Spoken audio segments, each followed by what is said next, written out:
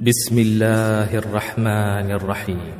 يسبح لله ما في السماوات وما في الأرض، له الملك وله الحمد وهو على كل شيء قدير.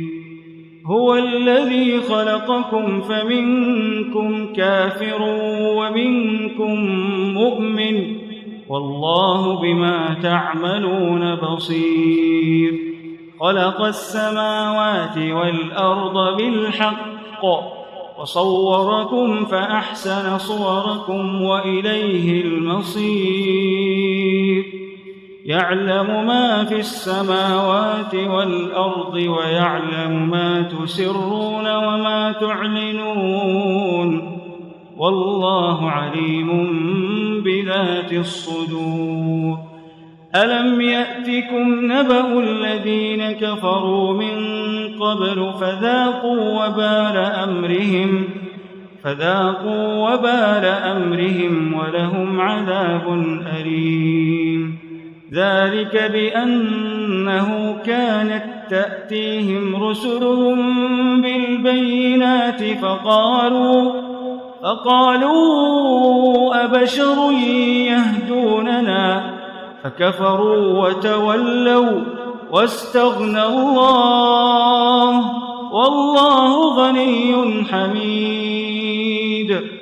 زعم الذين كفروا أن لن يبعثوا، قل بلى وربي لتبعثن ثم لتنبؤن بما عملتم وذلك على الله يسير. فآمنوا بالله ورسوله والنور الذي أنزلنا، والله بما تعملون خبير. يوم يجمعكم ليوم الجمع، ذلك يوم التغابن. ومن يؤمن بالله ويعمل صالحا يكفر عنه سيئاته ويدخله جنات تجري من تحتها الأنهار خالدين فيها أبدا، ذلك الفوز العظيم. والذين كفروا وكذبوا بآياتنا أولئك أصحاب النار خالدين فيها وبئس المصير. ما أصاب من مصيبة إلا بإذن الله، ومن يؤمن بالله يهد قلبه، والله بكل شيء عليم. وأطيعوا الله وأطيعوا الرسول، فإن توليتم فإنما على رسولنا البلاغ المبين. الله لا إله إلا هو، الله لا إله إلا هو، وعلى الله فليتوكل المؤمنون. يا أيها الذين آمنوا إن من أزواجكم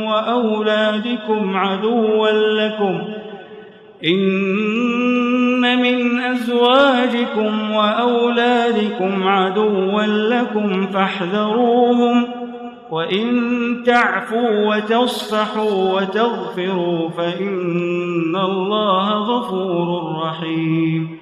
إنما أموالكم وأولادكم فتنة، والله عنده